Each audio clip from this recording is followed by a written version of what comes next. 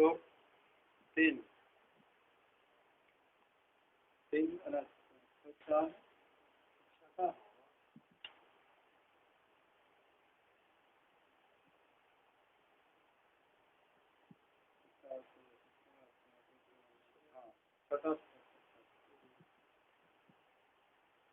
नाधयो व्याधयः कलस्त्वेष दैवभूतानो हेतवः पदार्थसत्रा भगवन् जन्तूनां राज्ञी करिष्यति। अज्ञात सत्तु महाराज युधिष्ठिर के राज्य में किसी प्राणी को कभी भी आदि व्याधि अथवा दैविक समस्या व आत्मिक क्लेश नहीं होती। मतलब यहाँ पर उनकी राज्य में मानसिक कष्ट जिसको आदि कहा जाता है किसी को नहीं, कोई मन से दुखी नहीं था उनके राज्य में। और रोग इत्यादि व्याधि कहते हैं, जो बीमार हो जाते हैं लोग। युधिष्ठिर महाराज जब राजा थे उसी समय उनके राज्य में किसी को बीमारी नहीं थी। मतलब गर्मी अथवा ठंडी से होने वाले जो कष्ट उसको क्लेश कहते हैं, वो भी नहीं था। युधिष्ठिर महाराज के राज्य में ये सब किसी भी जीव को नहीं होते थे, जो मतलब इस प्रकार जो कष्ट से पीड़ित हो।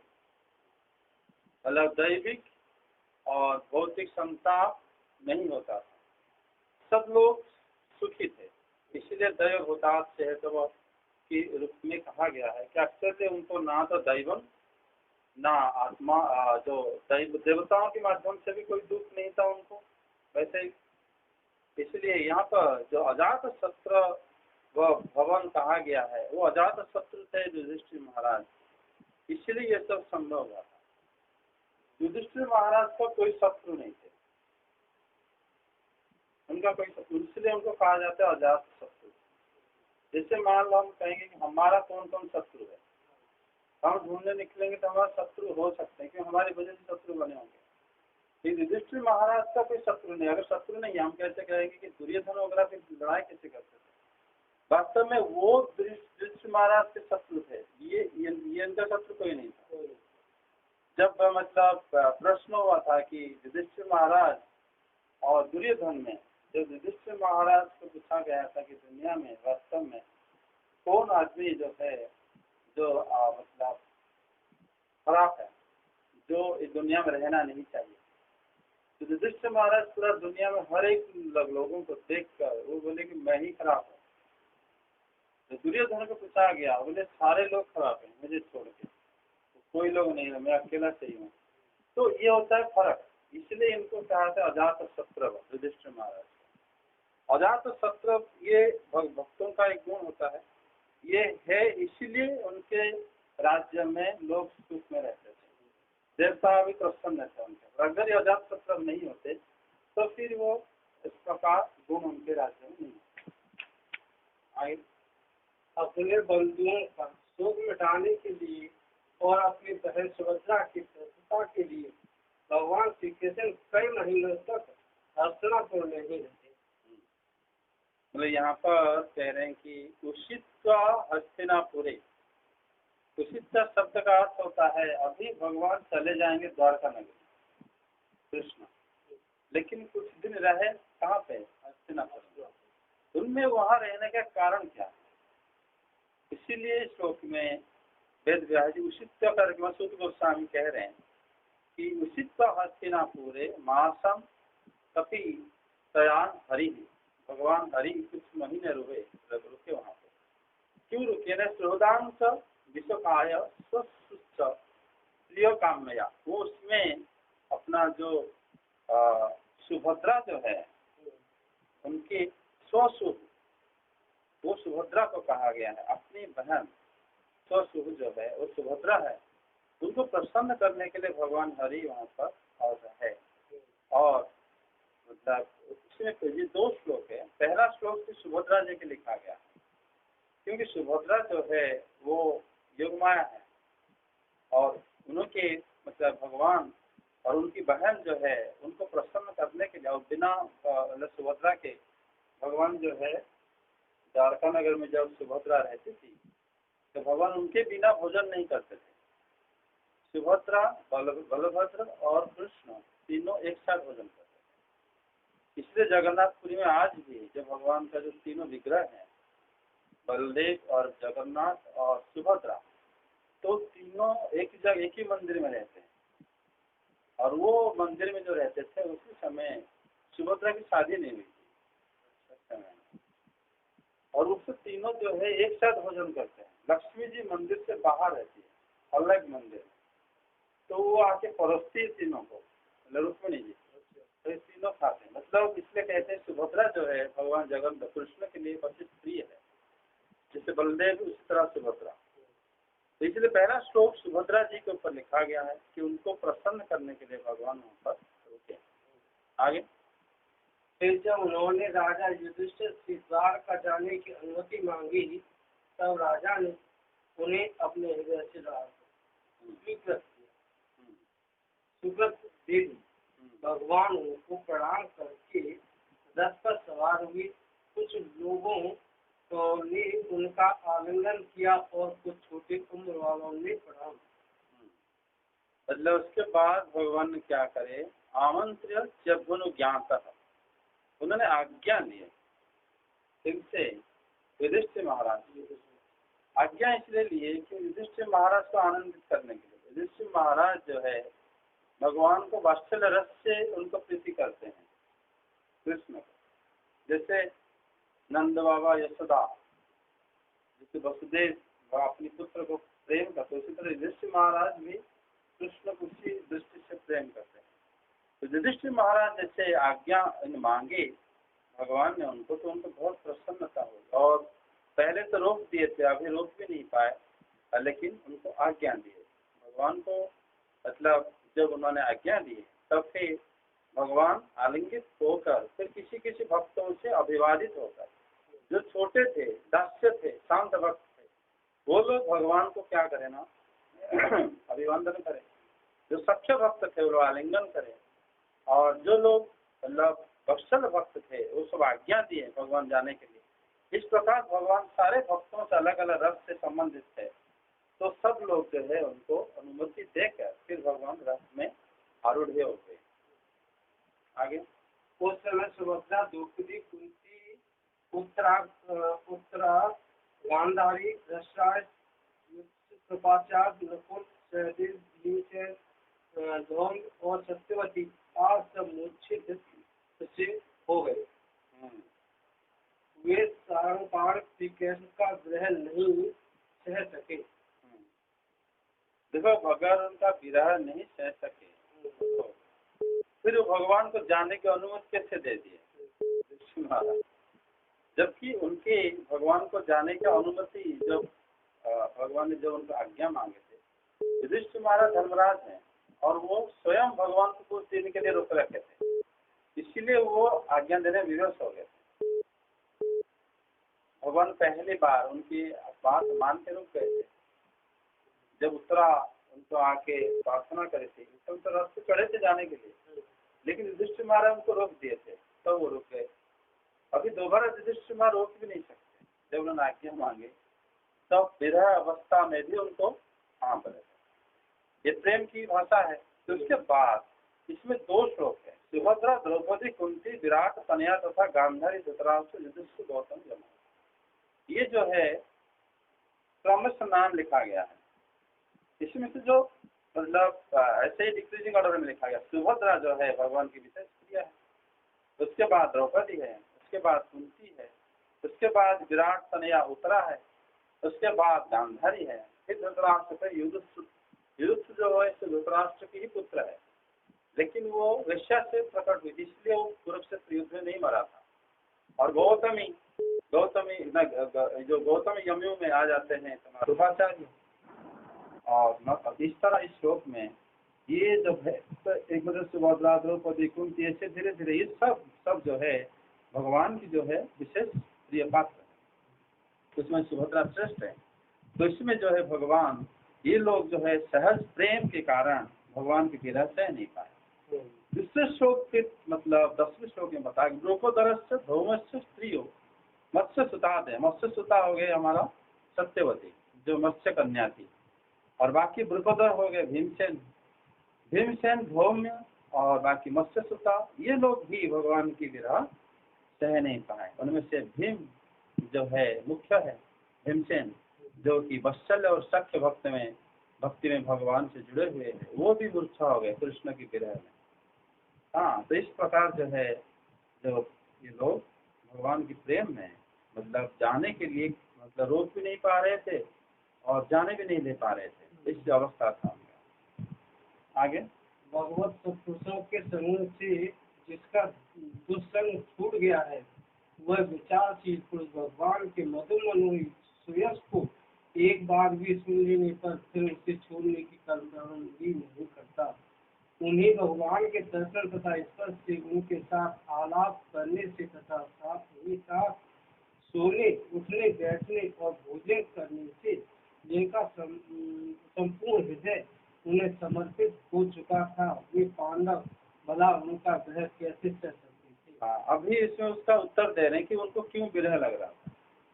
ये कह रहे हैं शुद्ध गुस्सा में कि जो उनकी कीर्तयमान यश, जो उनकी कथा सुनकर उनसे आसक्त हो जाता है, फिर जो जिनके साथ वो रह रहे थे, उनके साथ खा रहे थे, उनके साथ बैठ के उठते, अर्जुन के साथ सो भी रहे थे भगवान एक ही पलंग में, और भगवान जो है इस प्रकार उनके घर, जब युधिष्ठिर महाराज कृष्ण को दिखे बिना सुबह नहीं उठ पाते थे, उठते पहले अर्जुन और कृष्ण जहाँ रहते थे वहीं पहुंच जाते थे दरवाजे के पास, भीमसेन ने पहुंच, नकुल सहदेव उनकी पैर दबाते थे। तो बताओ, इस प्रकार रानी कुंती देवी जो है कृष्ण और अर्जुन को खाना परोसते थे, तो वो किस प्रकार सहन कर सकते हैं जो उनके साथ वो रहते थे। क्योंकि ये एक इसमें तुलना दे रहे हैं कि जो सत्संग के कारण जिनका मतलब दुस्संग छूट गया है, वो जब भगवान के मनोहर यश को सुनकर उनको नहीं छोड़ पाता, फिर जो जिनके साथ भगवान रहते थे वो कैसे छोड़ सकते हैं। इसीलिए वो लोग गिरा हो जाते। उनका चित्त द्रवित हो रहा था। वे सब नेत्रों से भगवान को देखते हुए इसने बंधन से बंध कर जहाँ तहाँ दौड़ रहे थे। यहाँ जो है पूजा की सामग्री लेने के लिए दौड़ रहे इधर उधर कि उनको कैसे अभ्यर्थना किया जाए, हमारी तरफ से कोई कमी ना रह जाए। इसीलिए सबों के अंतःकरण बड़े द्रवित हो रहा था। द्रवित मतलब सबके मन में, मतलब उनके हृदय बड़े सरल हृदय थे वो लोग, तभी तो भगवान उनके साथ रहते थे। और वो लोग हर निमिष नेत्र थे, भगवान को देखते रहते थे और इधर उधर चल रहे थे, क्योंकि सभी पांडव भगवान से स्नेह के बंधन से बंधे थे, सब लोग। क्योंकि भगवान उनको कहाँ कहाँ मतलब किस प्रकार उनके साथ सहायता नहीं करे थे, हर समय उनके साथ रहते थे, तभी वो लोग कैसे उनको छोड़ सकते हैं। भगवान से उनके घर से चलते समय उनकी बंधुओं की स्त्रियों के नेत्र उत्कंठावश उमड़ते हुए आंसुओं से भर आए। परंतु इस भय से कि कहीं यात्रा के समय असफल हो जाए, उन्होंने कड़ी कठिनाई से उन्हें रोक दिया। मतलब यहाँ पर भगवान श्री कृष्ण के घर से निकलते समय स्त्रियों के नेत्र, अभी अन्य नेत्रों की बात किया जा रहा है, जो महल में और अन्य जो स्त्री रहते थे उनकी बात किया जा रहा है। वो लोग जो बांधव की जो स्त्रियों हैं वो अपने आंसू को रोक नहीं पा रहे थे, किससे वो चले जाएंगे, जबकि भगवान उनके साथ कभी बात करे होंगे, नहीं भी करे होंगे, लेकिन वो रहते थे, उनको अच्छा लगता था। फिर भी वो भगवान से कोई भी जीव जुड़ जाता है, कोई भी, जैसे आप सुना होगा रामचरितमानस में जब श्री राम और लक्ष्मण दोनों जनकपुरी घूमने गए थे, पूरे जनकपुरी उनसे आकृष्ट हो गया था। कैसे? क्योंकि परमात्मा है। उसी तरह भगवान जब रहते तो उस जगह सारे लोग आकृष्ट हो जाते। तो उनके इतना दुख हुआ था, मतलब आंसू रोक नहीं पा रहे थे, लेकिन सोचते थे अगर हमारे आंसू गिर जाए तो किसको जा रहा है घर से तो फिर उनका मंगल ना होगा, इसलिए आंसू को रोकने की कोशिश करते। भगवान के प्रस्थान के समय मृदंग, शंख, भैरी, वीणा, ढोल, नशिए, धुंधरी, नगाड़े, घंटे और दुंदुभियां आदि बाजे बजने लगे। इसी श्लोक में देखो बताया गया है मृदंग, शंख, भैर्यस्य, वीणा, प्रणवो, भगो मुखा, धुंदुर्यानो, घंटा, नेदुर, दुंदु, भयस्तथा, मतलब यहाँ पर जैसे लिखा गया कि मृदंग, शंख और भेरी, वीणा, ढोल, नरसिंधे, धुंदुरी, नगारे, घंटे और दुंदुरी, ये 10 प्रकार की बाजा लिखा गया यहाँ पे। मतलब 10 प्रकार की बाजे जो है ये बजने लगे, अपने आप तो नहीं बजे, ये लोग बजाए हैं, लेकिन ये तो 10 प्रकार की बाजा की जो वर्णन यहाँ पर इसी श्लोक में लिखा गया है, एक विशेष वर्णन है कि 10 प्रकार की बाजा भगवान के जाते समय ये मंगल की सूचक, वो लोग मंगल कामना करने के लिए ही 10 प्रकार की बाजे बजाए थे। और सारे जितने प्रकार की बाजा हमारे मतलब हिंदुस्तानी संगीत में उपलब्ध होते हैं, इस सारे बाजा उनके पास था।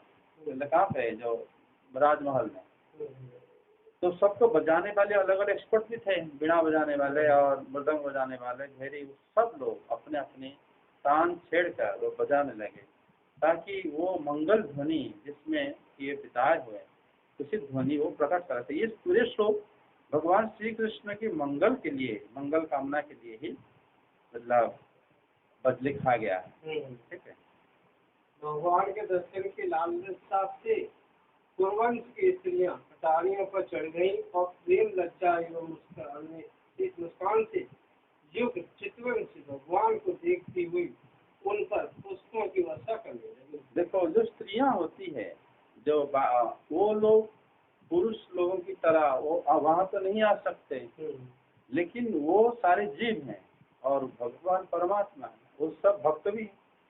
जब वो लोग देखे कि भगवान जा रहे हैं, वो सब इकट्ठा, जहाँ पर स्त्री लोग बात करते हैं इकट्ठा हो जाते हैं आज भी। वो कोई जैसे मान लो भले ही वो आपके घर में रहते हो, वो आपसे जितना बात नहीं करेंगे, उनका ग्रुप में झुंड में बात करेंगे। तो वो लोग क्या करें ना, झुंड में उठ गए थे सब लोग इकट्ठा ओके, वो मतलब तारियां पर उठकर चढ़कर वो क्या करते ना, भगवान को अपनी जो भाव था उनका वो प्रकाश करते हुए पुष्पों की वर्षा करे थे भगवान। उस समय भगवान के प्रिय तथा घोराले वालों वाले अर्जुन ने अपने प्रियतम श्री कृष्ण का वह श्वेत छत्र जिसमें मोतियों की जहाज लटक रही थी और जिसका डंडा रत्नों का बना हुआ था, अपने हाथ में ले लिया। यहाँ पर अक्सर इस श्लोक में अर्जुन नहीं लिखा गया, लिखा गया प्रिय गुड़ाकेश सीतात पत्रम जग्राह मुक्ता दाम विभूषितम रत्नदंडम गुड़ाकेश प्रिय प्रियतमस्य। वो प्रिय है अपनी प्रियतम के लिए। कौन? न अर्जुन जो गुड़ाकेश है वो प्रिय है भगवान के, वो अपनी प्रियतम के लिए उन्होंने क्या करा ना, वो पकड़ के। इसका मतलब ये गुड़ाकेश शब्द है, गुड़ाकेश शब्द अर्जुन के लिए क्यों लिखा गया? क्योंकि श्री कृष्ण का छत्र पकड़ना साधारण लोगों की बस की बात नहीं है। गुड़ाकेश मतलब जो निद्रा को जय करता है उसको गुड़ाकेश कहते हैं। निद्रा मतलब जो सांसारिक निद्रा को जय कर चुका है। संसार लोग जिस चीज के लिए सो जाते हैं, जो उसको नहीं सोता उसको गुड़ाकेश कहा जाता है। सोने का मतलब भूल जाना। आप सपोज हम भूल गए हैं कि हमें भगवान को याद करना चाहिए, अगर हम भूल गए तो हम फिर गुड़ाकेश नहीं है, हम लोग सांसारिक लोग हैं, हम लोग भगवान को भूल गए। जो संसार बात जो मतलब संसारी लोगों की तरह रहते हुए भी हमेशा भगवान को याद करता है, वो गुड़ाकेश है। तो संसार की निद्रा को जय कर लिया है, समझे। अब जो इस प्रकार जिसके पास योग्यता है वो ही भगवान के छत्र को धारण कर सकता है, तो उन्होंने धारण करे थे। कौन? अर्जुन। और प्रिय प्रियतमस्य, वो अपनी प्रियतम के लिए श्री कृष्ण के लिए अपना वो छत्र धारण करे थे। आगे उद्धव और सात्विक बड़े विचित्र चमक लाने लगे। मार्ग में भगवान श्री कृष्ण को चारों ओर से पुष्पों की वर्षा हो रही थी, बड़ी ही मधुर झांकी थी। यहाँ पर जो बताया गया है कि उद्धव सत्य की शैव गजने परमार्थ होते, भगवान की जो दो प्रमुख भक्त उद्धव जो है और सत्य की, ये दोनों चामर झुला देते हैं। भगवान जब बात करते हैं तो अपने आप उनके भक्त उनकी सेवा करते हैं और श्वेत चमर लेके जाते हैं अर्जुन, और सात्विकी और उद्धव दोनों तरफ से मतलब चावल ढलाते हुए भगवान चुपचाप चलते रहते हैं और उनके ऊपर पुष्प वृष्टि भी हो रहा है, जहाँ की बड़े अद्भुत है। लेकिन यहाँ पर श्लोक में व्यजने परमाद भूते, ये जो उनके जो चावल को जो चावल उनके उस समय धोला जा रहा था वो अद्भुत है। अद्भुत शब्द इसलिए है क्योंकि भगवान श्री कृष्ण की सेवा में वो दोनों धारण करे हुए थे, कौन? उद्धव और सात्विकी दोनों भगवान से दास्य भक्ति से जुड़े हुए हैं, और दास्य होकर भी चावल ढोलाना और कृष्ण के साथ बड़ी कठिन कार्य हो जाता है। कभी कभी ये सात्विकी कभी कभी भगवान को चावल ढुलाते समय वो ढुला भी नहीं पाते, मतलब उनकी हाथ चलता भी नहीं है, मतलब स्तंभ हो जाते हैं, आंसू बहुत बह जाता है और वो अपने आप को रोक नहीं पाते क्योंकि कृष्ण उनके सामने रहते हैं, भगवान के साथ जब रहते हैं ये सब लक्षण उनके अंदर प्रकाश पा जाता है। इसीलिए कहा गया है कि उद्धव सात्विकी ये दोनों अद्भुत चमर को दोनों ढुलाते हुए कृष्ण को लेके आ रहे थे।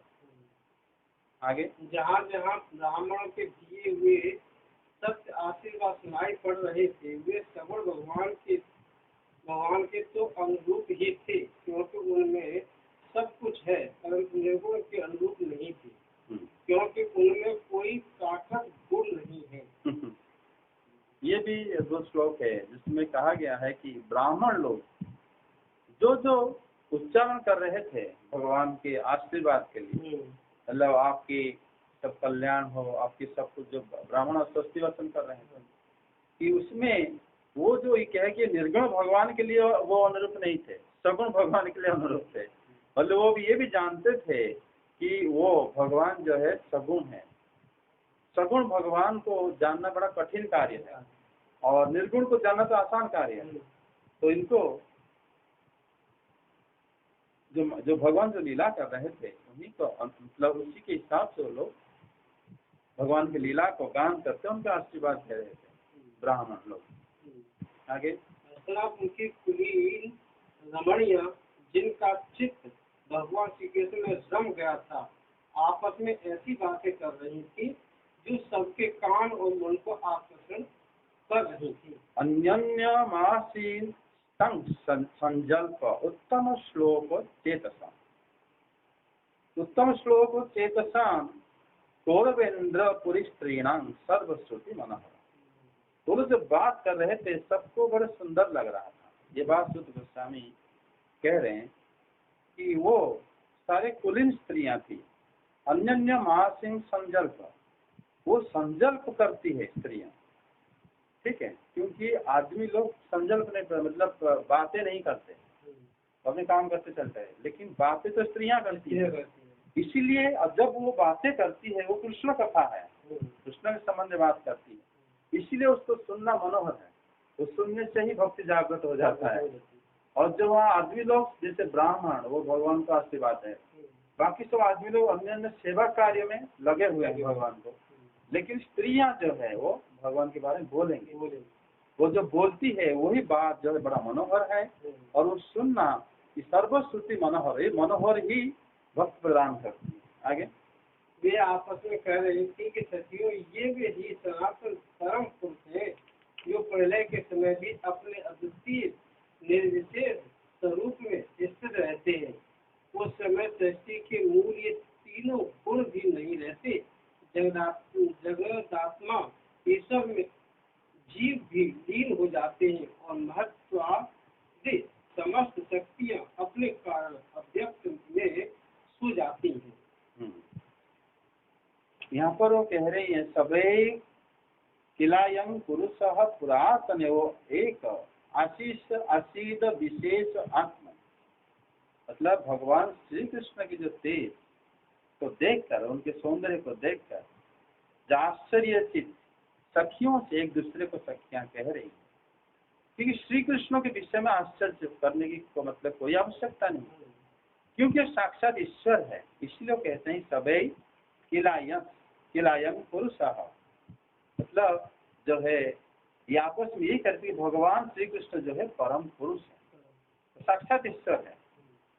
और उसी के बाद वो कह रहे हैं कि जो सृष्टि से पहले जब प्रकृति में ना तक सब उत्पन्न हुआ था, उस समय एकमात्र यही थे। मतलब देखो भगवान आ रहे हैं, उनको देख के ये लोग बोल रहे हैं कि ये जो है, ये जो देख रहे हैं उनका जो इतने सुंदर रूप है, इसमें आश्चर्य कोई बात नहीं है, क्योंकि ये वही पुरुष हैं जो सृष्टि से पहले जब कुछ नहीं था यही अकेले थे।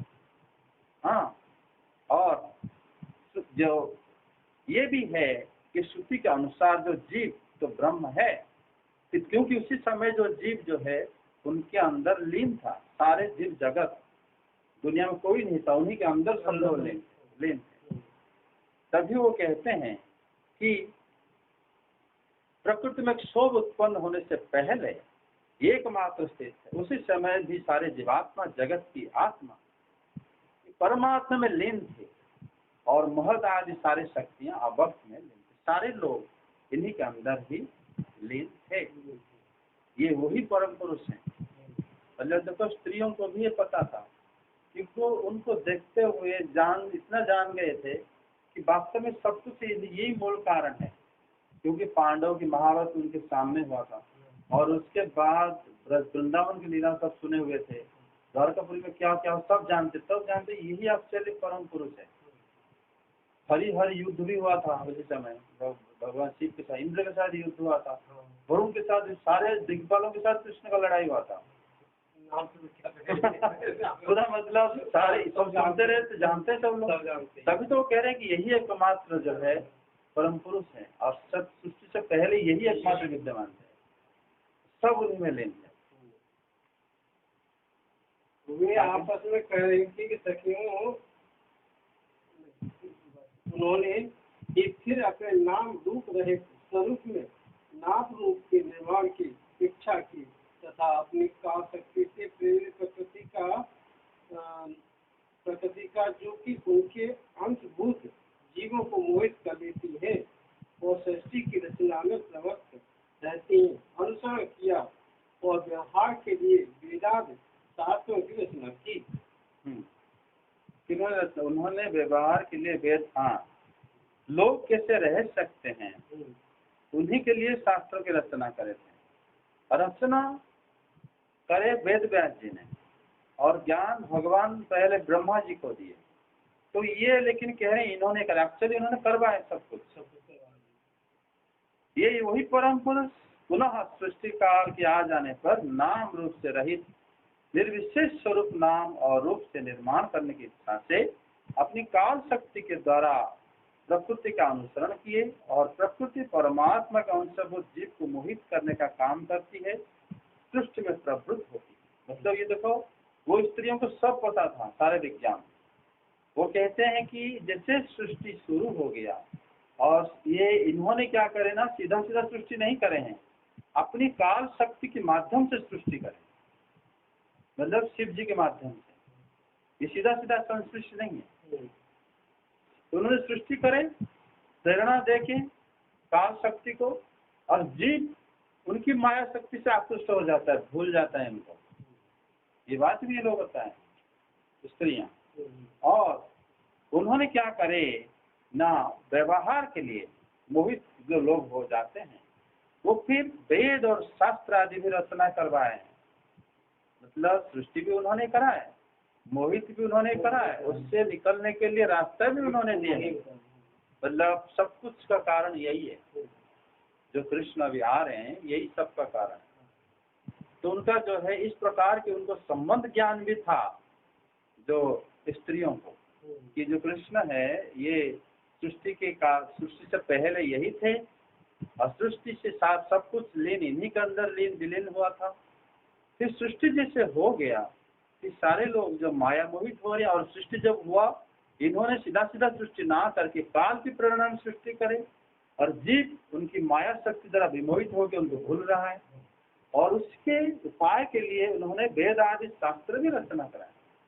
इस प्रकार वो सब कुछ कराए।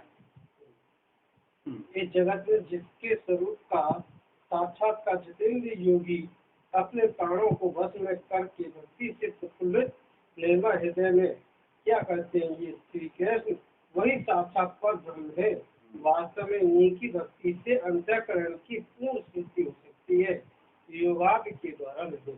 हाँ, मतलब कहते हैं सवायं यद पदमत्र स्कुरयो जितेन्द्रिय निर्जित मातरिश्चन पश्यन्ति भक्त्युत कलितमालात्मना नन्वेष सत्वं परिमाष्टुमर्हति।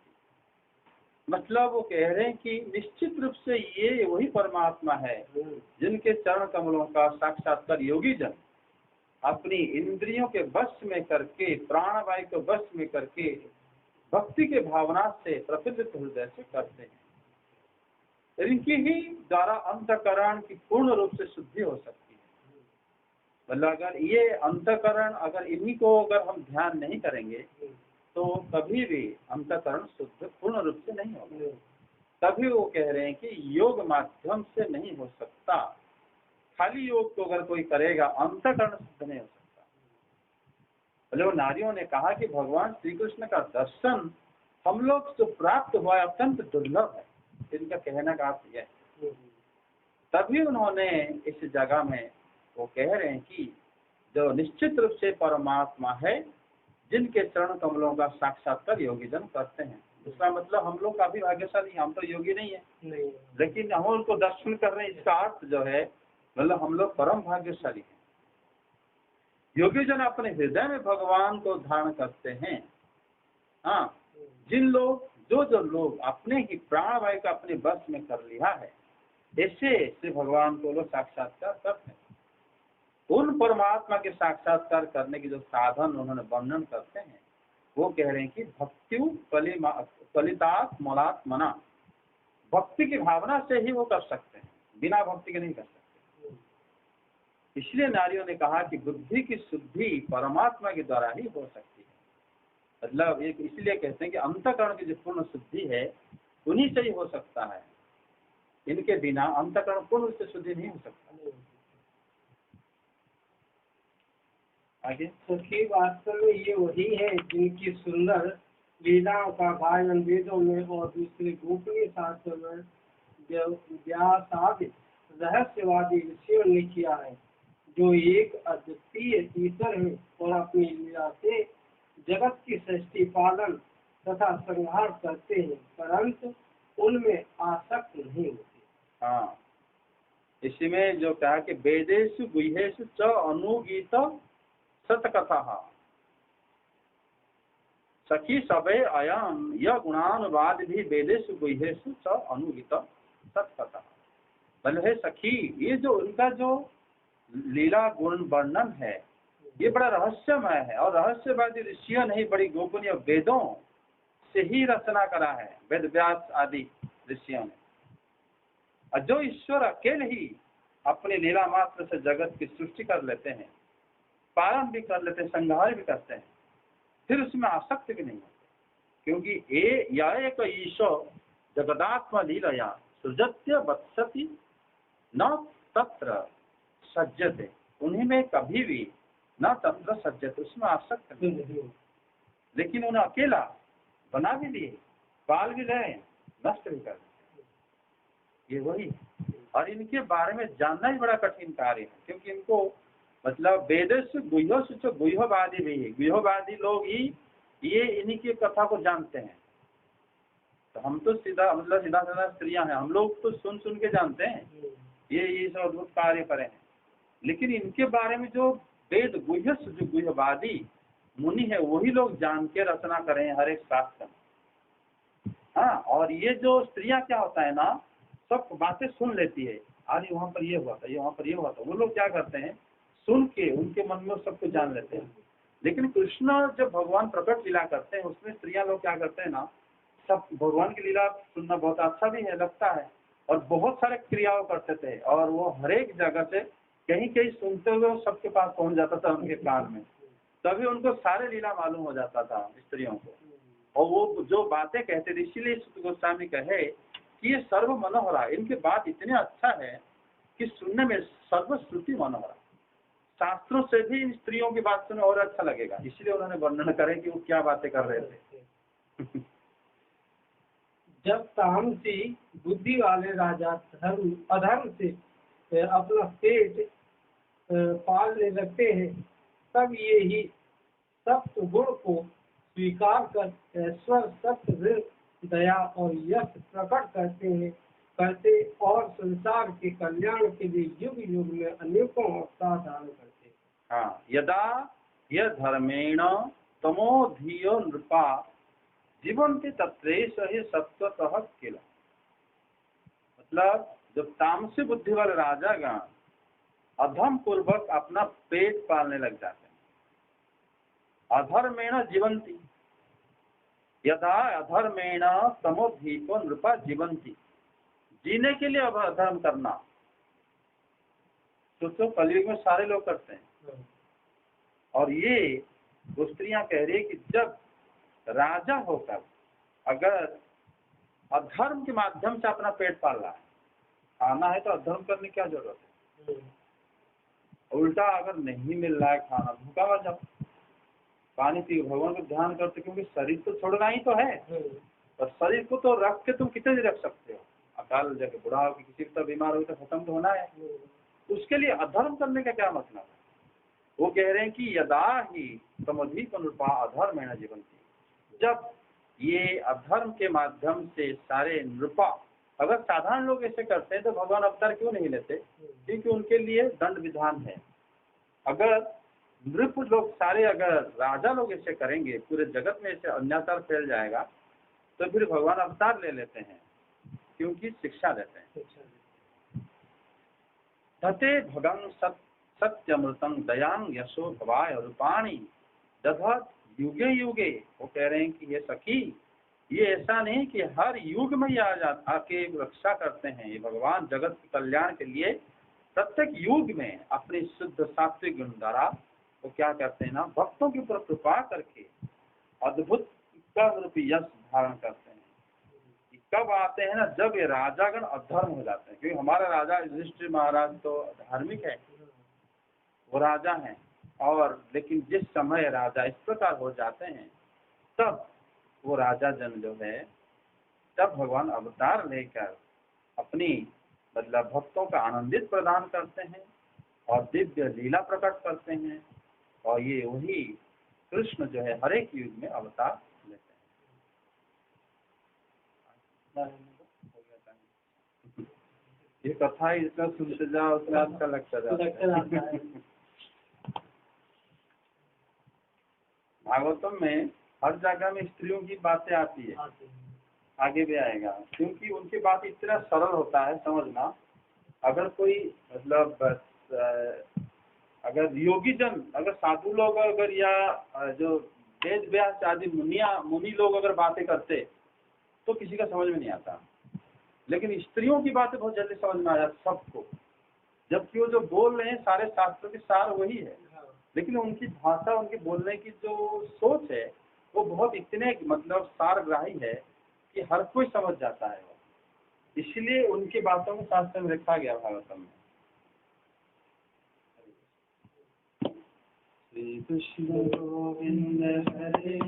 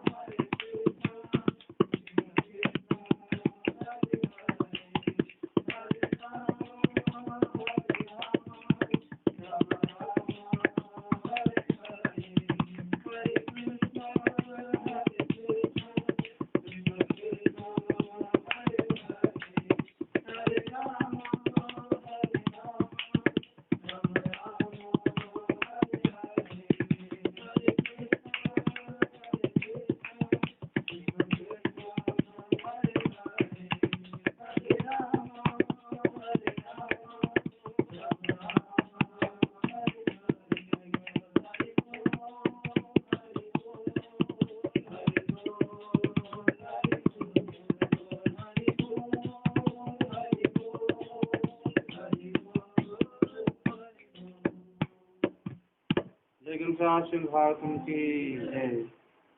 श्री सुखदेव गोस्वामी की जय, परीक्षित महाराज की जय, सुखदेव गोस्वामी सनकार जय, श्री वृंद की जय, दृष्टि महाराज की जय, पंच पांडव की जय, हस्तिनापुर सब नर नारियों की जय, भगवान श्री कृष्ण चंद्र की जय, देवी देवियों की जय। जय जय श्री राधे।